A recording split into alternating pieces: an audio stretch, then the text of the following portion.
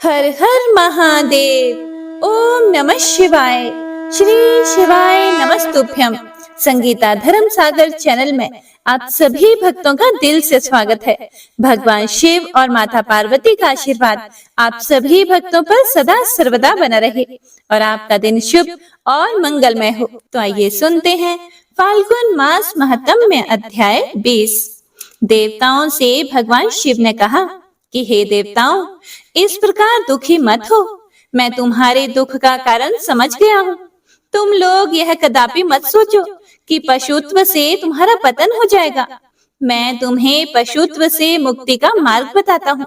हे देवताओं, जो भी पवित्र मन और स्वच्छ निर्मल हृदय एवं उत्तम भक्ति भावना से दिव्य पाशुपत व्रत को पूरा करेंगे, वे सदा सदा के लिए पशुत्व से मुक्त हो जाएंगे। तुम्हारे अतिरिक्त जो भी मनुष्य पाशुपत व्रत का पालन करेंगे, उन्हें भी पशुत्व से मुक्ति मिल जाएगी। हे देवताओं, नित्य ब्रह्मचर्य का पालन करते हुए 12, 6 अथवा 3 वर्षों तक पाशुपत व्रत का पालन करने से सभी मनुष्यों एवं देवताओं को पशुत्व से हमेशा के लिए मुक्ति मिल जाएगी तथा मोक्ष की प्राप्ति होगी। उसका कल्याण होगा, क्योंकि पाशुपत व्रत परम कल्याणकारी है। हे प्रिय भक्तों, भगवान शिव के इन वचनों को सुनकर ब्रह्मा जी, श्री हरि विष्णु एवं सभी देवी देवता बड़े प्रसन्न हुए और देवाधिदेव भक्तवत्सल भगवान शिव की जय जयकार करने लगे। तब सब देवता प्रसन्नता पूर्वक अपने अभीष्ट कार्य की सिद्धि के लिए पशु बन गए। तभी से सदाशिव पशुपति नाम से जगत में विख्यात हुए। उनका पशुपति नाम अत्यंत कल्याणकारी एवं अभीष्ट की सिद्धि देने वाला है। उस समय भगवान शिव के स्वरूप को देखकर सभी देवता एवं ऋषिगण बड़े प्रसन्न हुए।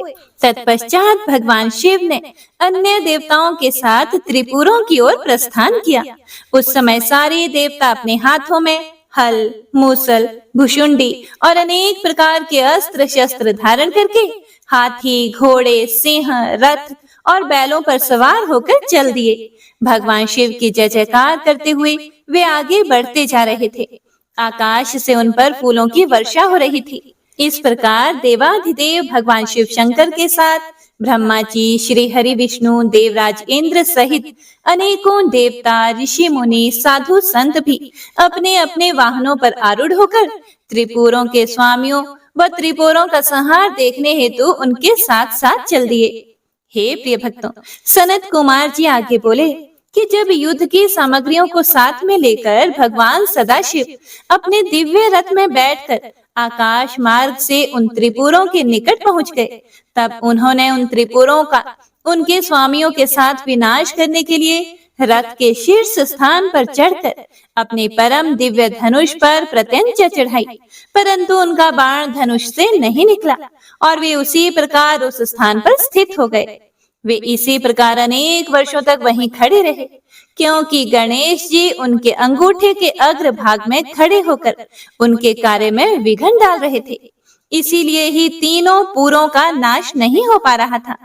इस प्रकार जब भगवान शिव का बाण बहुत समय तक नहीं चला तो वे एक ही स्थान पर स्थिर हो गए। तो सभी देवता चिंतित हो गए कि ऐसा क्यों हो रहा है। तभी वहां एक आकाशवाणी हुई, हे देवाधिदेव, हे सर्वेश्वर कल्याणकारी शिव शंकर, जब तक आप गणेश जी का पूजन नहीं करेंगे तब तक त्रिपुरों का संहार नहीं कर पाएंगे। आकाशवाणी के वचनों को सुनकर सभी को बड़ा संतोष हुआ। तब अपने कार्यों को यथाशीघ्र पूरा करने के लिए भगवान शिव ने भद्रकाली को बुलाया।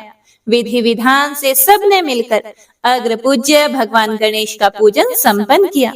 पूजन संपन्न होते ही विघ्न विनाशक गणपति प्रसन्न होकर उनके रास्ते से हट गए और उन्होंने कार्य में आने वाले सभी विघ्नों को दूर कर दिया। उनके हटते ही भगवान शिव को तारकाक्ष, कमलाक्ष और विद्योन्माली के तीनों नगर सामने नजर आने लगे।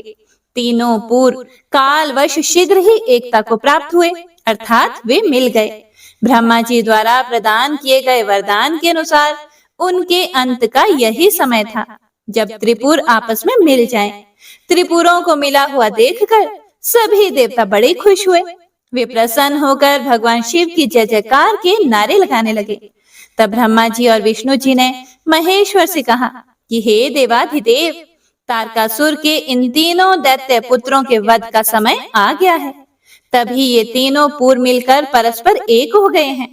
इससे पहले कि ये तीनों पुर फिर से अलग हो जाएं, आप इन्हें भस्म कर दीजिए और हमारे कार्य को पूर्ण कीजिए। तब भगवान शिव ने ब्रह्मा जी और श्री हरि की प्रार्थना स्वीकार करके अपने दिव्य धनुष पर पाशुपतास्त्र नामक बाण चढ़ाया।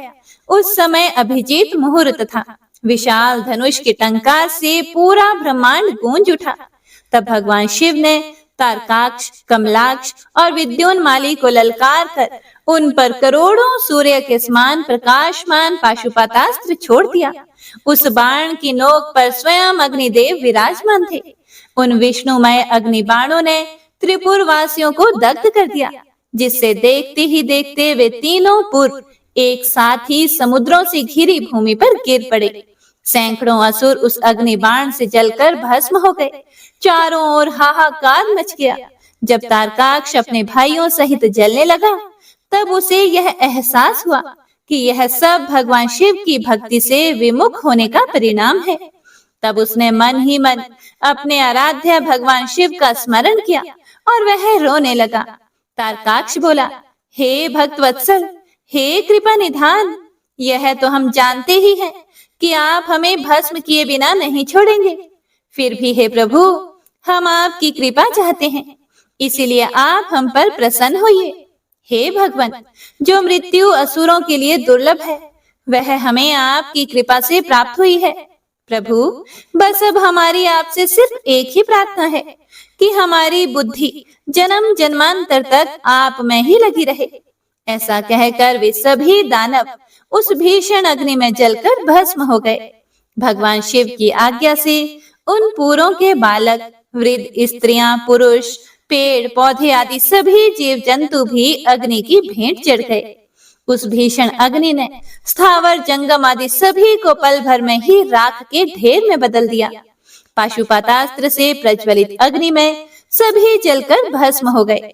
परंतु भगवान शिव का भक्त माय नामक दैत्य, जो असुरों का विश्वकर्मा था और जो देवों का विरोधी भी नहीं था, भगवान शिव के तेज से वह सुरक्षित बच गया।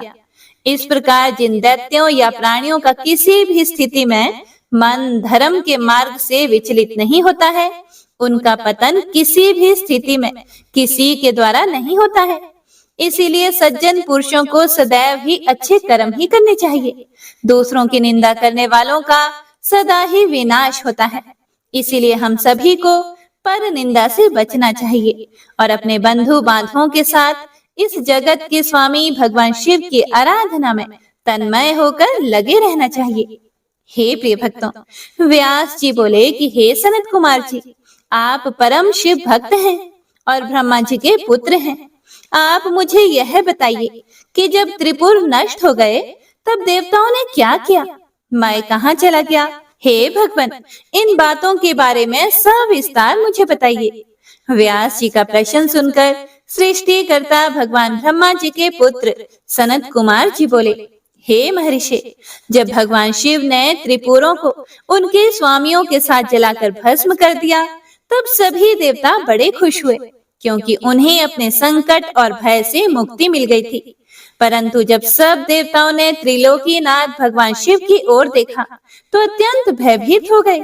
उस समय भगवान शिव ने रौद्र रूप धारण कर रखा था।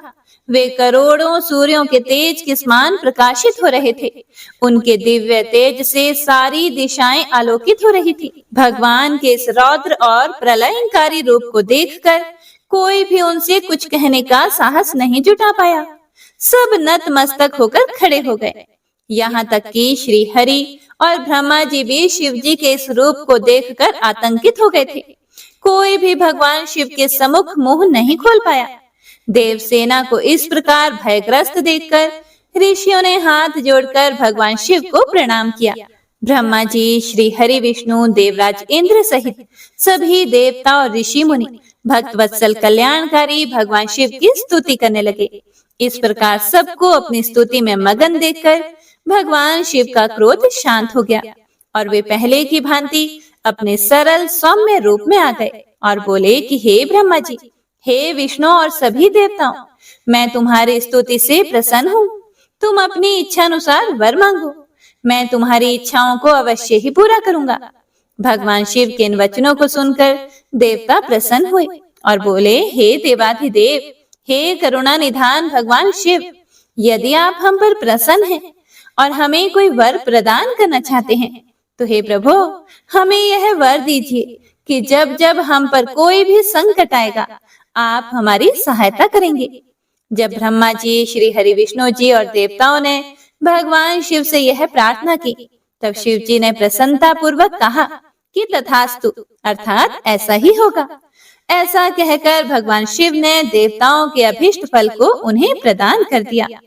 व्यास जी ने पूछा, हे महाबुद्धिमान सनत कुमार जी, जब ब्रह्मा जी, श्री हरि विष्णु एवं सभी देवताओं ने भगवान शिव की स्तुति की, तब वे प्रसन्न हुए और उन्होंने देवताओं को विपत्ति के समय उनकी सहायता करने का वचन दिया। उसी समय भगवान शिव को प्रसन्न देखकर मय नामक दानव, जो कि त्रिपुर की अग्नि में भस्म होने से बच गया था, उनके सामने आकर हाथ जोड़कर खड़ा हो गया। उसके बाद मय ने निर्मल स्वच्छ हृदय से करुणा निधान भगवान शिव की स्तुति करना शुरू कर दिया। उसने भगवान शिव के चरण पकड़ लिए। मय ने भगवान शिव से कहा, हे करुणा निधान, मैं आपकी शरण में आया हूँ, इसीलिए आप मेरी रक्षा कीजिए। इस प्रकार मय ने प्रभु की बहुत स्तुति की। उसकी ऐसी भक्तिमय स्तुति को देखकर भगवान शिव प्रसन्न हो गए और बोले, हे दानव श्रेष्ठ मय, तुम अपनी परेशानियां भूल जाओ और अपने कष्टों का त्याग कर दो। मैं तुम पर प्रसन्न हूँ। तुम्हारी जो इच्छा हो वह मुझसे मांग लो, मैं तुम्हारी हर इच्छा अवश्य ही पूर्ण करूंगा। भगवान शिव के ये वचन सुनकर माया दानव की सभी चिंताएं दूर हो गई और उसके चेहरे पर जो भय था वह भी दूर हो गया। तब वह बोला कि हे देवाधिदेव, यदि आप मुझ पर प्रसन्न हैं और मुझे कुछ वरदान देना चाहते हैं तो मुझे अपनी शाश्वत भक्ति प्रदान कीजिए। मैं आपके मित्रों से सदैव मित्रता रखूं और आपके शत्रु मेरे भी शत्रु हों।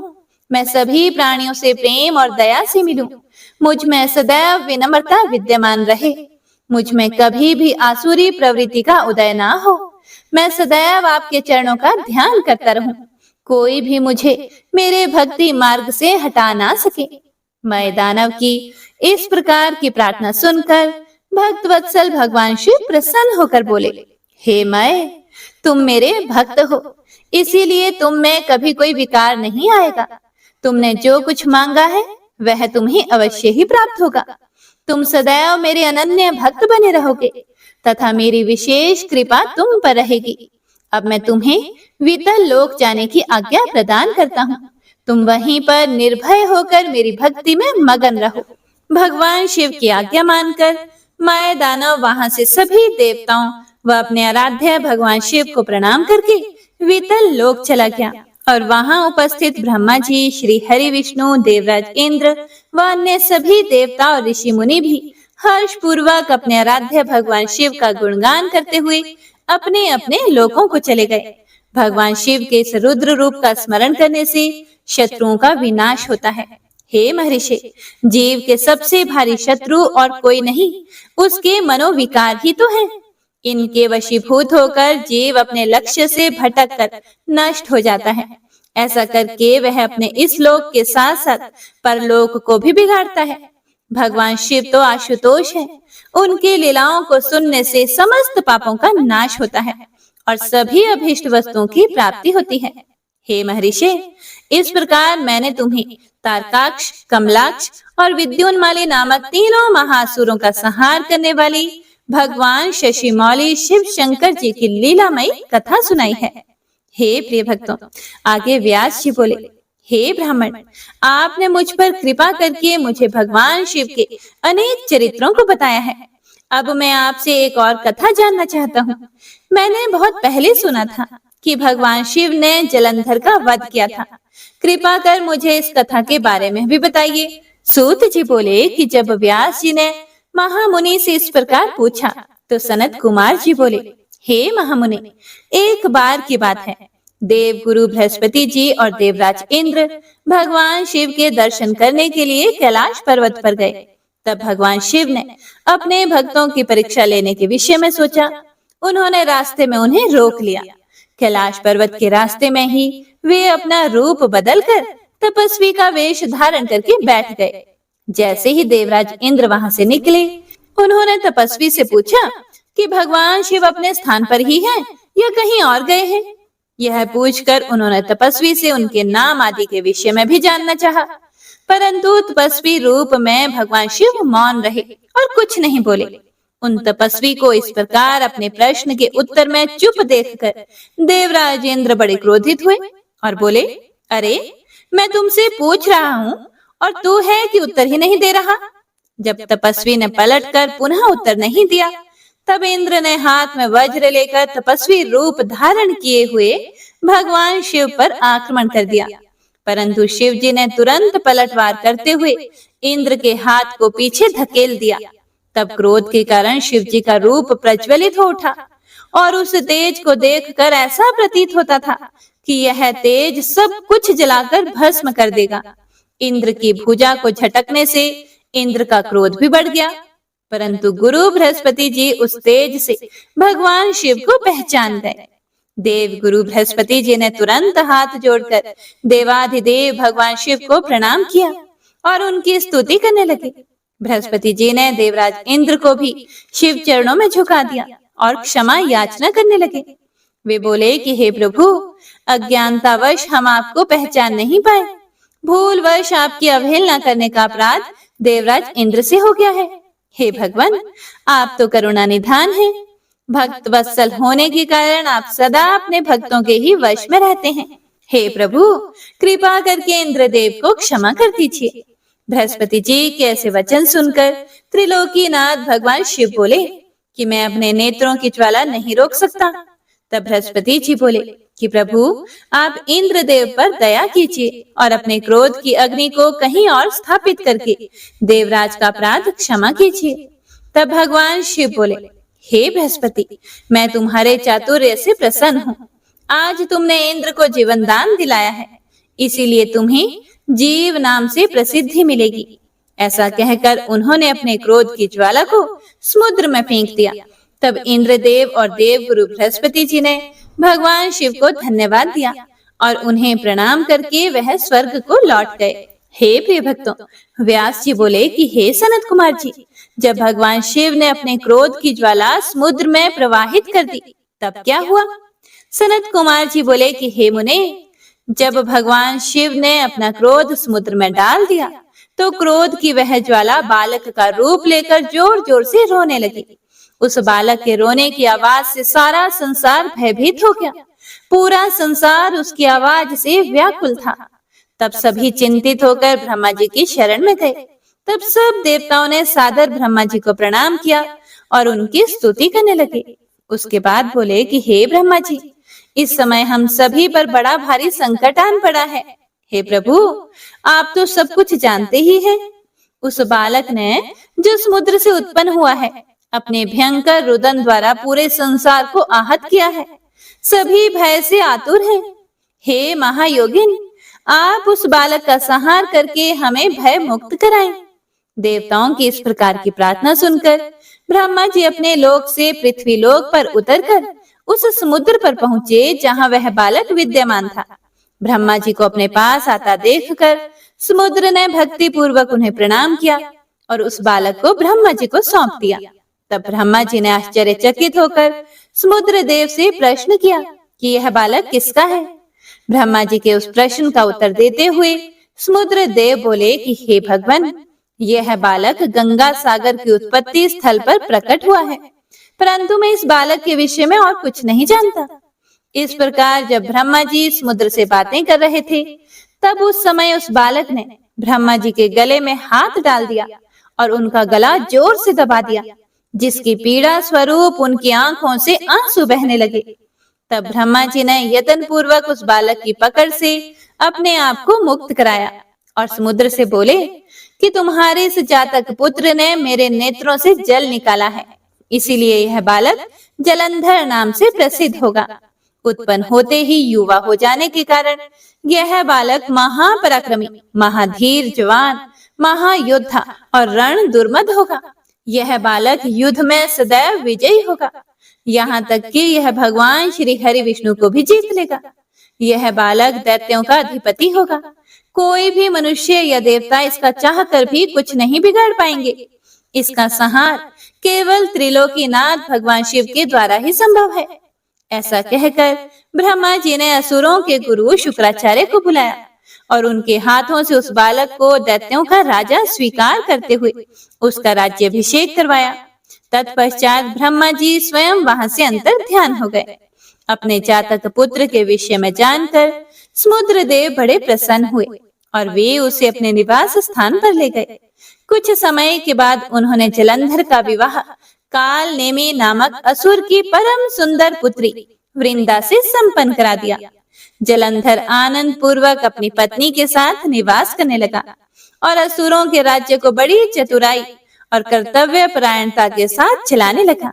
उसकी पत्नी वृंदा महान पतिव्रता नारी थी। सनत कुमार जी बोले, हे महर्षि, एक दिन की बात है। असुर राज जलंधर अपने दरबारियों एवं मंत्रियों के साथ अपनी राजसभा में विराजमान था। तभी वहां असुरों के महान गुरु शुक्राचार्य पधारे। वे परम कांतिमान थे और उनके तेज से सभी दिशाएं प्रकाशित हो रही थी।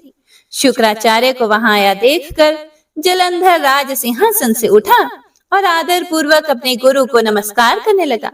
उसके बाद उन्हें सुयोग्य दिव्य आसन पर बिठाया। फिर उसने भी अपना आसन ग्रहण किया। अपने गुरु की यथा योग्य सेवा करने के उपरांत जलंधर ने शुक्राचार्य से प्रश्न किया कि हे गुरुजी, राहु का सिर किसने काटा था? इसके बारे में आप मुझे सविस्तार बताइए। शुक्राचार्य ने अपने शिष्य सागर पुत्र जलंधर के प्रश्न का उत्तर देना शुरू किया।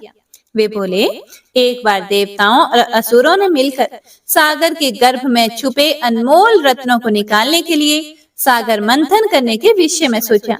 इस प्रकार दोनों अर्थात असुरों व देवताओं में यह तय हुआ कि जो कुछ भी समुद्र मंथन से प्राप्त होगा उसे देवताओं और असुरों में आधा आधा बांट लिया जाएगा। तब दोनों ओर से देवता और असुर प्रसन्नता पूर्वक इस कार्य को पूरा करने में लग गए। समुद्र मंथन में बहुत से बहुमूल्य रत्न आदि प्राप्त हुए, जिसे देवताओं और असुरों ने आपस में बांट लिया। परंतु जब समुद्र मंथन द्वारा अमृत का कलश निकला तो राहु ने देवता का रूप धरकर अमृत पी लिया।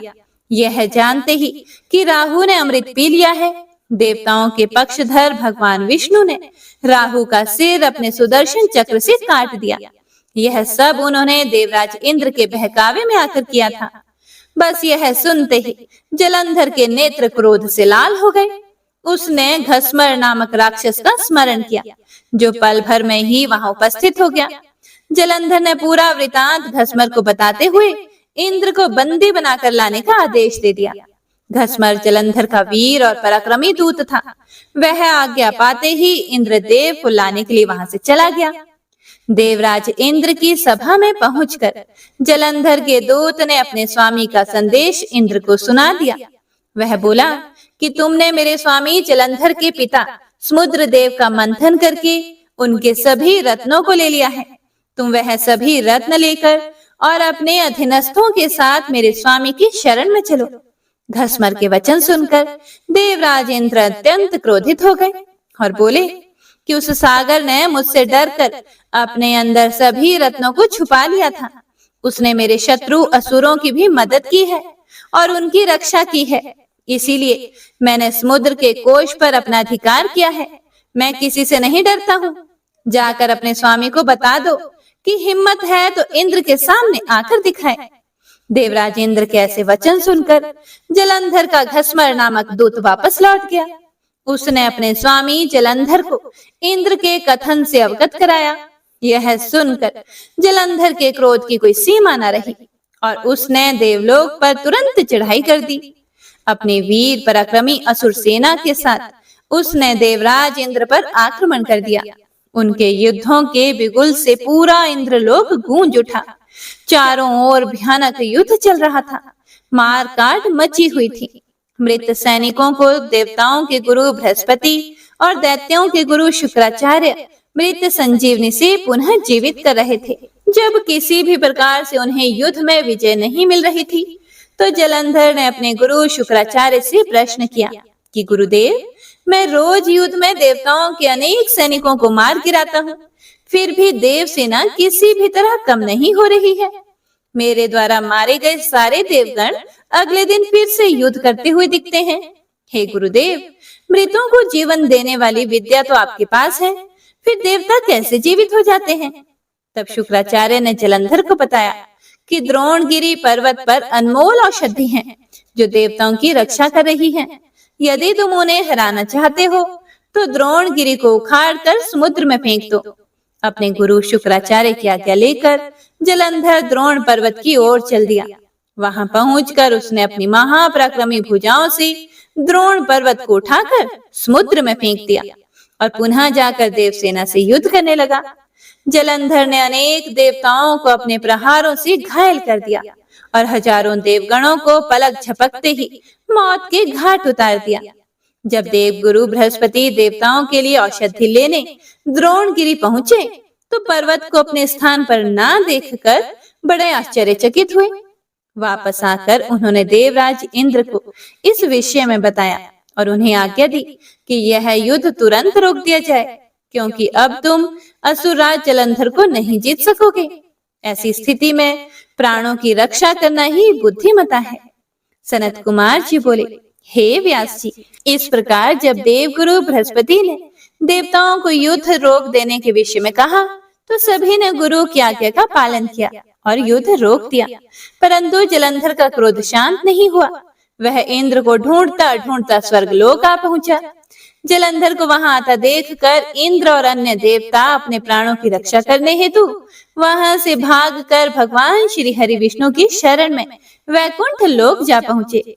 वहां पहुंचकर उन्होंने भगवान विष्णु को प्रणाम किया और उनकी भक्ति भाव से स्तुति की।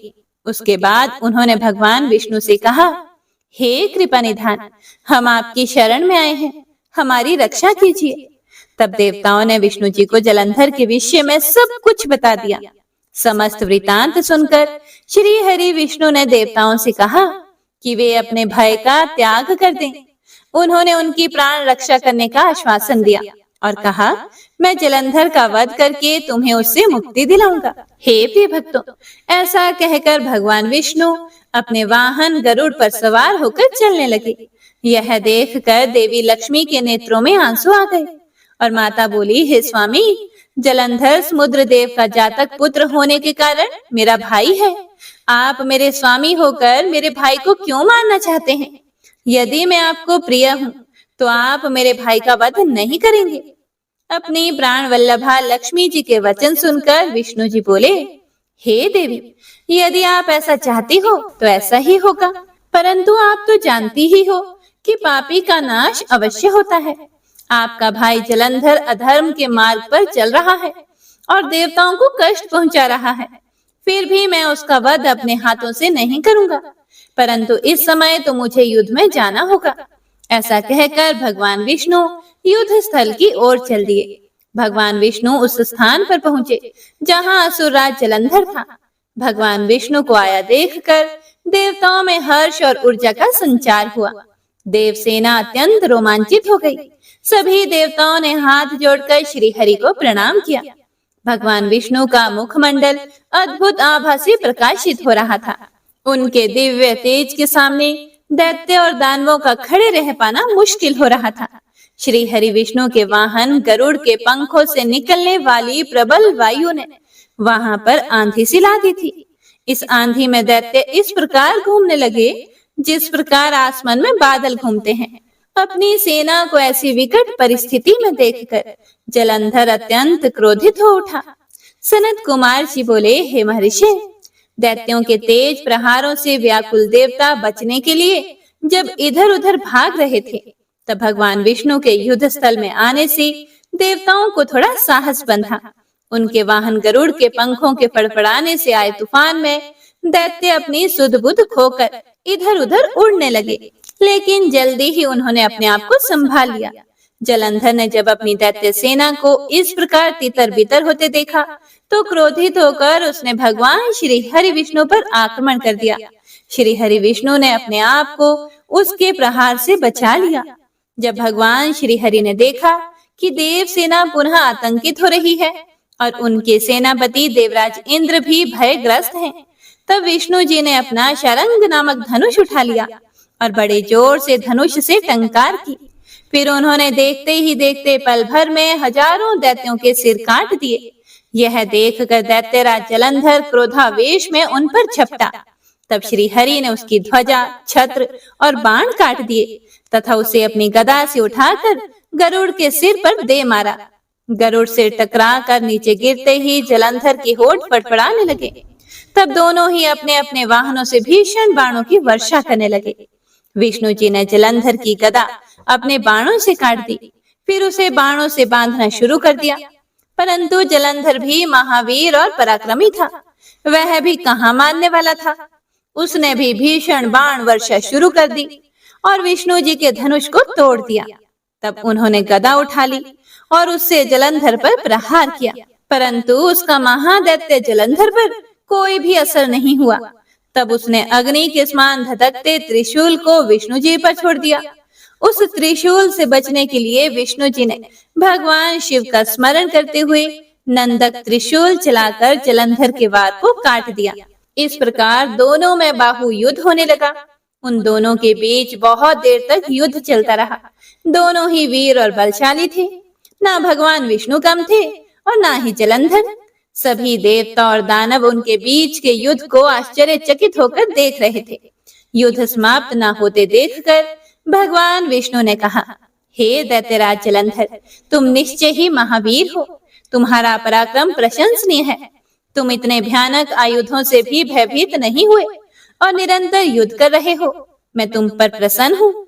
तुम जो चाहे वरदान मांग सकते हो। मैं निश्चय ही तुम्हारी मनोकामना पूर्ण करूंगा। भगवान विष्णु के ये वचन सुनकर जलंधर बहुत हर्षित हुआ और बोला, हे विष्णु, आप मेरी बहन लक्ष्मी के पति हैं। यदि आप मुझ पर प्रसन्न हैं, तो अपनी पत्नी और कुटुंब के लोगों के साथ पधार कर मेरे घर को पवित्र करें।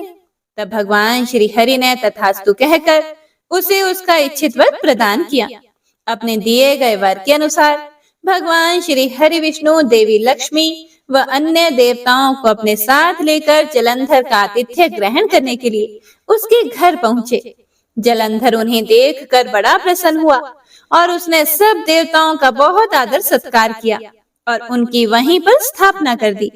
विष्णु परिवार के स्थापित हो जाने के बाद जलंधर निर्भय होकर श्री विष्णु के अनुग्रह से त्रिभुवन पर शासन करने लगा। उसके राज्य में सभी सुखी थे और धर्म कर्म का पालन करते थे।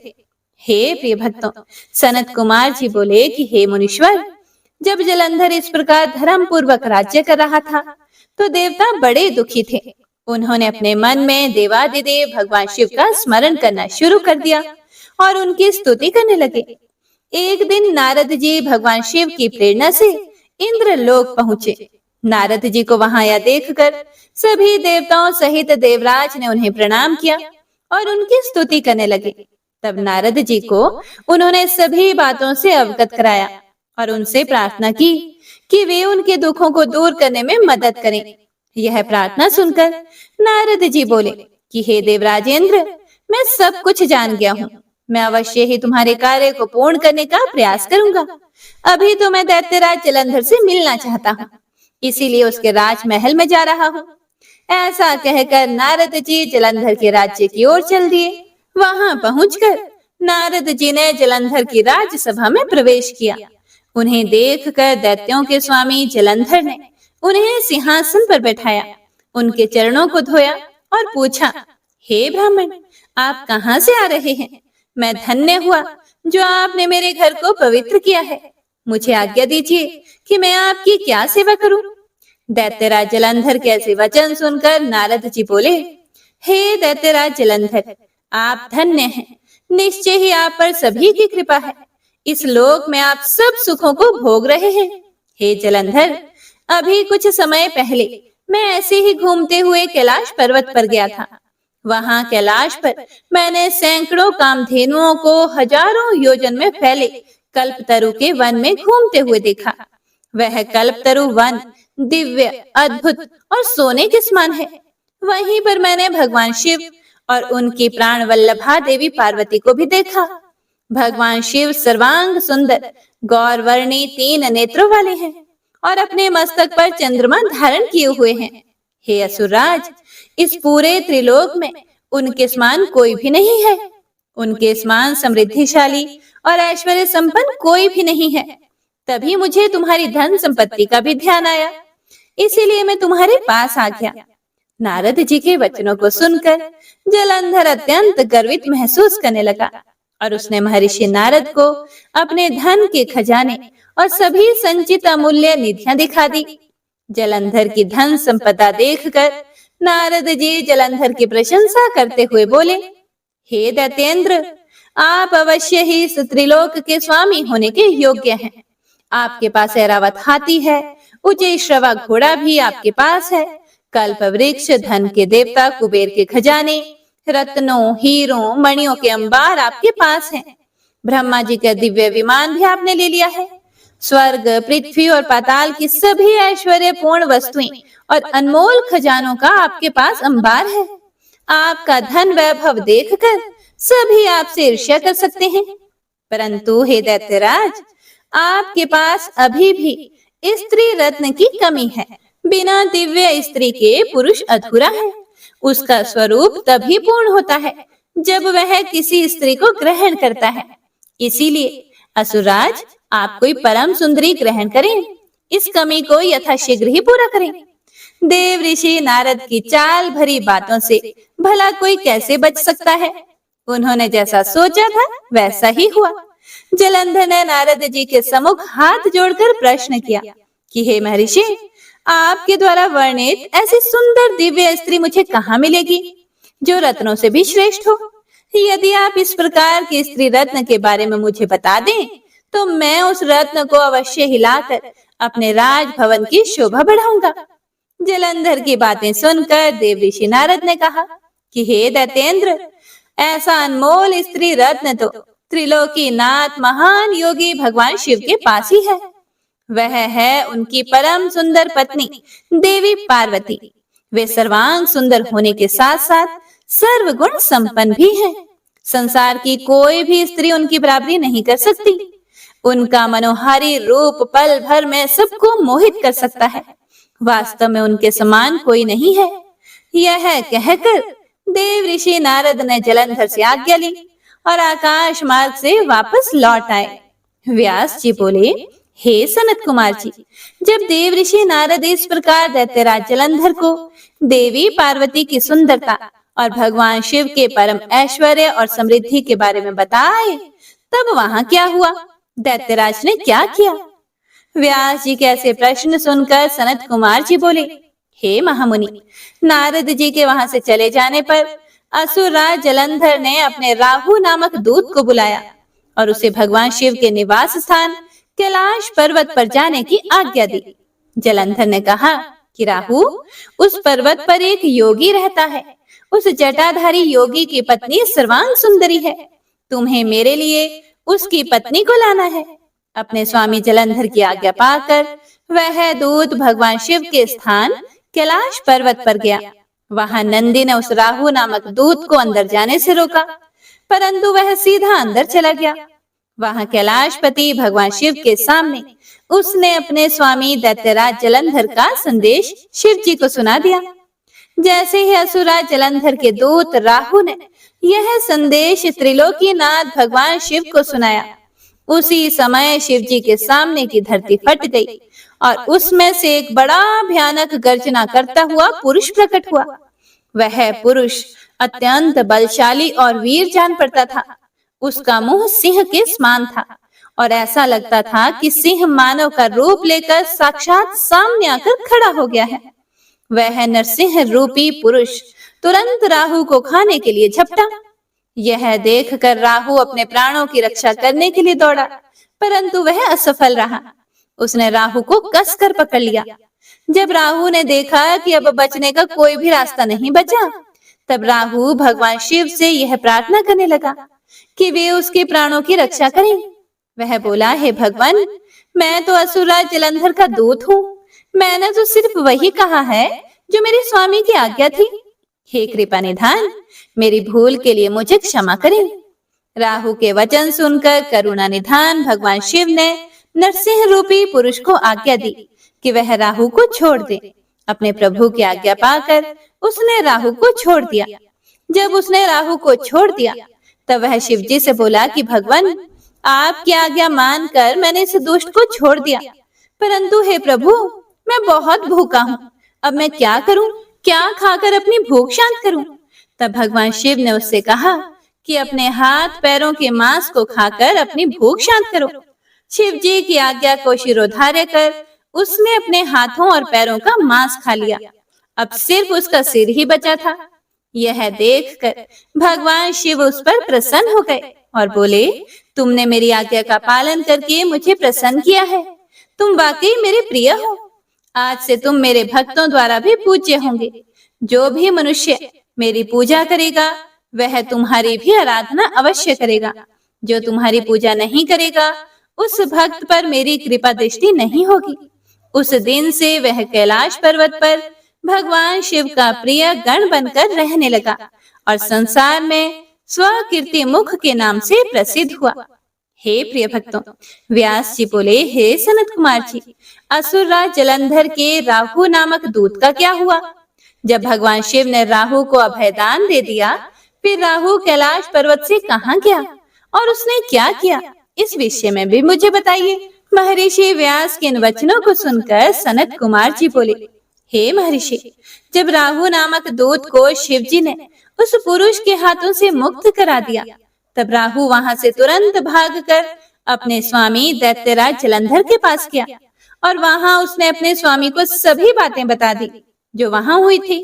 उन सारी बातों को जानकर असुरराज जलंधर का क्रोध 7वें आसमान पर चढ़ गया। जलंधर ने अपने सेनापति और अन्य अधिकारियों को बुलाकर अपनी दैत्य सेना को युद्ध के लिए तैयार होने की आज्ञा प्रदान की। अपने स्वामी की आज्ञा पाकर काल नेमी, शुंभ निशुंभ आदि महावीर पराक्रमी दैत्य युद्ध के लिए तैयारी करने लगे। जलंधर की विशाल चतुरंगिनी दैत्य सेना भगवान शिव से युद्ध करने के लिए निकल पड़ी। उस सेना के साथ ही दैत्य गुरु शुक्राचार्य और राहु भी थे। इधर जब देवताओं को ज्ञात हुआ कि जलंधर अपनी सेना को साथ लेकर भगवान शिव से युद्ध करने के लिए निकल पड़ा है, तो देवराज इंद्र शिव जी को अवगत कराने के लिए कैलाश पर्वत पर गए और वहां उन्होंने त्रिलोकीनाथ भगवान शिव को सारी बातें बता दी। इंद्र ने भगवान विष्णु के विषय में भी उन्हें बताया कि भगवान विष्णु भी अपनी पत्नी देवी लक्ष्मी के साथ असुरराज जलंधर के वश में है और उसके घर में निवास करते हैं। इसी कारण हम सब देवता विवश हैं। हमें ना चाहते हुए भी जलंधर के अधीन होना पड़ा है। हे भगवान, आप तो भक्त वत्सल हैं। आप अपने भक्तों की रक्षा करके हमें जलंधर से मुक्ति दिलाएं, उसे मार कर हमारे प्राणों की रक्षा करें। सारी बातें ज्ञात हो जाने पर भगवान शिव ने सर्वप्रथम भगवान श्री हरि विष्णु का स्मरण किया। प्रभु के स्मरण करते ही विष्णु जी वहां तुरंत प्रकट हो गए। उन्हें देखकर शिव जी ने उनसे पूछा, हे विष्णु, तुम्हें मैंने दैत्येंद्र जलंधर का वध करने के लिए भेजा था, फिर तुमने उसका वध क्यों नहीं किया? आप उसके घर में क्यों निवास कर रहे हैं? अपने आराध्य भगवान शिव के ऐसे वचन सुनकर भगवान श्री हरि विष्णु ने अपने दोनों हाथ जोड़ लिए और विनम्रता पूर्वक बोले, हे करुणा निधान भगवान शिव, मैं जानता हूँ कि आपने मुझे दैत्यराज जलंधर का संहार करने की आज्ञा दी थी, परंतु मैं उसे नहीं मार सका। इसीलिए आपसे क्षमा याचना करता हूँ। मेरी गलती क्षमा करें। हे प्रभु, मैंने जलंधर का वध इसलिए नहीं किया क्योंकि जलंधर मेरी प्राण वल्लभा देवी लक्ष्मी का भ्राता है और उसमें आपका भी अंश है। इसीलिए उस दैत्य की वीरता से प्रसन्न होकर मैं उसके घर में निवास करता हूँ। भगवान विष्णु के वचनों को सुनकर त्रिलोकीनाथ भगवान शिव हंसने लगे और बोले, हे देवताओं, तुम सभी सोच और चिंताओं को त्याग दो। तुम्हारी रक्षा के लिए मैं अवश्य ही जलंधर का संहार करूंगा। यह सुनकर सभी देवता निश्चिंत हो गए। इसी समय जलंधर अपनी विशाल सेना साथ लेकर कैलाश पर्वत के निकट पहुंच गया। उसने कैलाश पर्वत को चारों ओर से घेर लिया। उस समय बड़ा कोलाहल होने लगा। यह शोर सुनकर भगवान शिव को क्रोध आ गया। तब उन्होंने अपने गणों को आज्ञा दी कि वे जाकर राक्षसों से युद्ध करें। अपने आराध्य भगवान शिव की आज्ञा पाकर उनके गण युद्ध करने चले गए। शिव गणों और जलंधर की दैत्य सेना में बड़ा भीषण युद्ध होने लगा। शिवगण बड़ी वीरता से दैत्यों से भिड़ गए। उन्होंने कई दैत्यों को पल भर में ही मौत के घाट उतार दिया और सैकड़ों को घायल कर दिया। परंतु दैत्य गुरु शुक्राचार्य अपनी मृत संजीवनी विद्या से सभी मृत दानवों को पुनः जीवन दान दे रहे थे और वे उठकर पुनः युद्ध करने लगते थे। जब दैत्य सेना किसी भी प्रकार कम होने का नाम ही नहीं ले रही थी, तब शिवगण व्याकुल होने लगे। तब शिवगणों ने भगवान शिव के पास जाकर उन्हें इसकी सूचना दी। जब शिव जी को यह बात ज्ञात हुई कि यह सब शुक्राचार्य कर रहे हैं, तो वे क्रोधित हो उठे। उस समय भगवान शिव के मुख से एक भयंकर ज्वाला कृत्या के रूप में प्रकट हुई। उसका रूप अत्यंत रौद्र और भयानक था। वह वहां से सीधे युद्ध भूमि में गई और दैत्यों को पकड़ पकड़ कर खाने लगी। इसी प्रकार भ्रमण करते हुए कृत्या शुक्राचार्य के निकट पहुंची और उन्हें वहां से गायब कर दिया। जब अपने परम सहायक गुरु शुक्राचार्य उन्हें वहां ना दिखाई दिए तथा हजारों वीर मारे गए या घायल हो गए, तब दैत्य सेना का मनोबल टूटने लगा। दैत्य सेना युद्ध भूमि छोड़कर भागने लगी। जलंधर के काल नेमी, शुंभ, निशुंभ आदि वीर दैत्य फिर भी पूरी ताकत से युद्ध करते रहे और इधर भगवान शिव की सेना का प्रतिनिधित्व करने वाले स्वामी कार्तिकेय और गणेश जी भी पूरे मनोयोग से दैत्य सेना को पछाड़ने के लिए युद्ध कर रहे थे। सनत कुमार जी बोले कि हे महर्षि, भगवान शिव के गण व उनके दोनों पुत्र गणेश और कार्तिकेय बहुत बलवान और वीर साहसी थे। उन्होंने अपने पराक्रम से दैत्येंद्र जलंधर के परम वीरों कालनेमी, शुंभ और निशुंभ को पराजित कर दिया। असुर सेना डर कर इधर उधर छिप गई।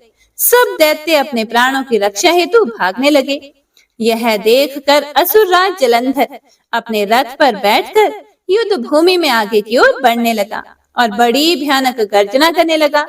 उसकी ललकार सुनकर त्रिलोकीनाथ भगवान शिव के गण भी बढ़ चढ़कर युद्ध करने लगे। असुर सेना और देवताओं की सेनाओं के रथों, हाथी, घोड़े, शंख तथा भेरी से युद्ध भूमि गुंजायमान हो रही थी। दैत्यराज जलंधर ने तब ऐसा एक बाण छोड़ा जिससे चारों ओर कोहरा फैल गया। धरती से आकाश तक सिर्फ एक धुंध ही दिखाई दे रही थी। फिर उसने नंदीश्वर, गणेश, वीरभद्र को एक साथ कई बाण मारकर घायल कर दिया। यह देखकर स्वामी कार्तिकेय को बहुत क्रोध आ गया और उन्होंने असुरराज जलंधर पर अपनी शक्ति चला दी। कार्तिकेय की चलाई गई शक्ति के फलस्वरूप जलंधर धरती पर गिर पड़ा, परंतु गिरते ही वह उठकर खड़ा हो गया और पूरी शक्ति के साथ फिर से युद्ध करने लगा। उसने सबसे पहला प्रहार कार्तिकेय जी पर ही किया। जलंधर ने अपनी गदा उठा ली और पूरे बल के साथ कार्तिकेय को मारी, जिससे कार्तिकेय अपनी चेतना खो बैठे और बेहोश होकर धरती पर गिर पड़े। यह दृश्य देखकर गणेश और नंदी भी चिंतित हो उठे। तब जलंधर ने उन पर भी गदा से प्रहार किया। गदा के प्रहार से वे दोनों भी मूर्छित होकर पृथ्वी पर गिर पड़े। तब वीरभद्र जलंधर से युद्ध करने के लिए आगे आए। जलंधर ने उन पर भी अपनी गदा से प्रहार किया, जिससे वीरभद्र का सिर फट गया और रक्त बहने लगा। यह देखकर सभी शिवगण व्याकुल हो गए और डर कर युद्ध भूमि को छोड़कर इधर उधर भागने लगे। श्री शिवाय नमस्तुभ्यम। तो आज की यह कथा यहीं पर समाप्त होती है। इससे आगे का वर्णन आप सभी भक्तजन अगले अध्याय में जरूर सुनिएगा। तो आइए अब सुनते हैं शिव चालीसा। जय गणेश गिरिजा सुवन, मंगल मूल सुजान, कहत अयोध्या दास तुम, देहु अभय वरदान। जय गिरिजापति दीन दयाला, सदा करत संतन प्रतिपाला। भाल चंद्रमा सोहत नीके, कानन कुंडल नागफनी के। अंग गौर शीर गंग बहाए, मुंड माल तन चार लगाए।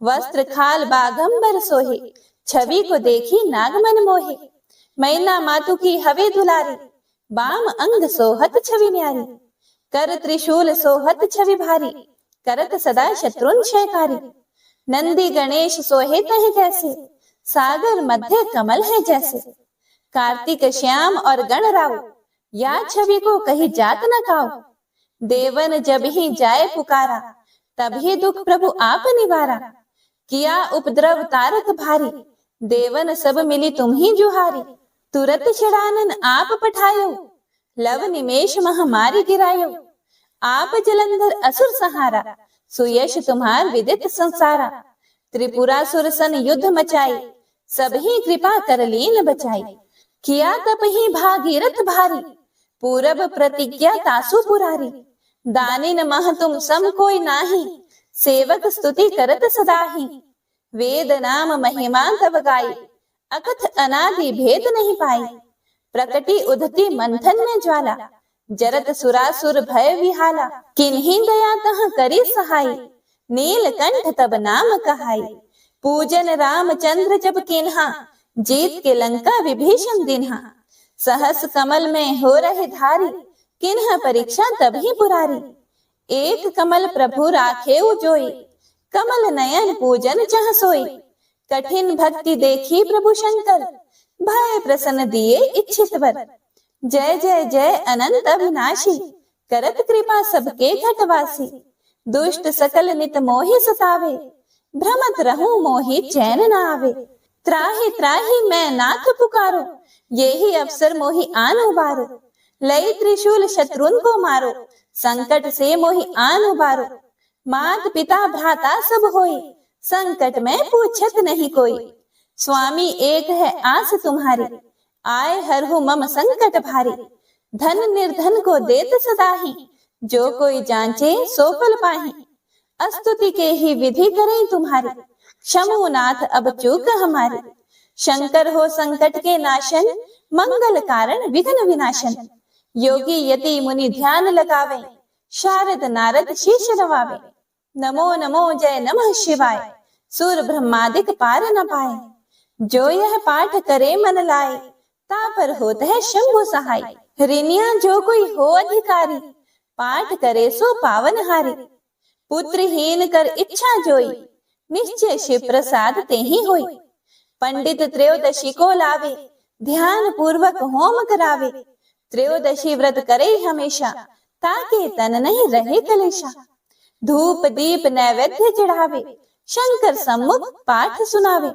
जन्म जन्म के पाप नसावे, अंत धाम शिवपुर में पावे, कहे अयोध्या दास आस तुम्हारी, जानी सकल दुख हरहु हमारी, नित नेम कर प्रातः ही, पाठ करो चालीसा, तुम मेरी मनोकामना, पूर्ण करो जगदीश, मगसर छठी हेमंत ऋतु, संवत 64 जान, अस्तुति चालीसा, शिव ही पूर्ण केल कल्याण।